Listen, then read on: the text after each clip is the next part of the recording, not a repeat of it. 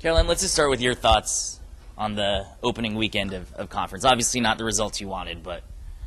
No, not the results we wanted, but each game was competitive. Each set was competitive, and that's what we wanted going in, is for them to fight for every single point. And I think that we've established that atmosphere in the gym, and I think that it shows going forward and with this weekend's past results.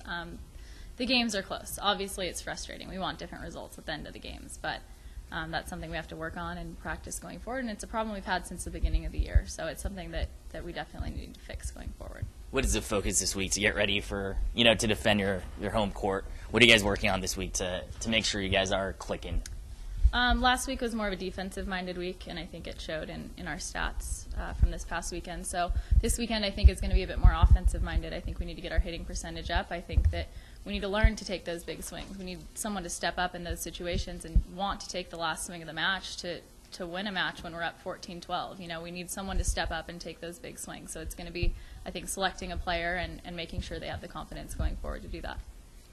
Despite the losses, and I know at least the win against Cal State Bakersfield, how do you keep their energy up and their encouragement up and not to get down and just to stay positive as you move forward now deeper into the conference? It's easy with this group. They're a mature group.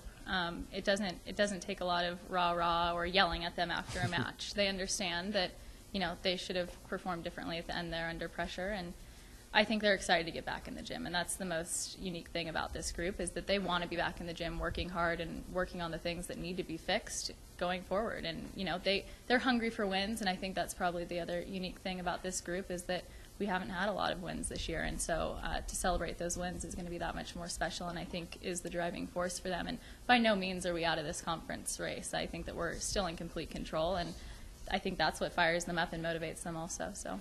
Yeah, you got a lot of talent on this team, and that's a good thing to have. What's it going to take for all those pieces to kind of come together now? Do they need to kind of just work on fundamental stuff and, just to get over that hurdle, to get maybe that first win, and then the wins will start to come after that? Yeah, definitely. I think balancing our attack.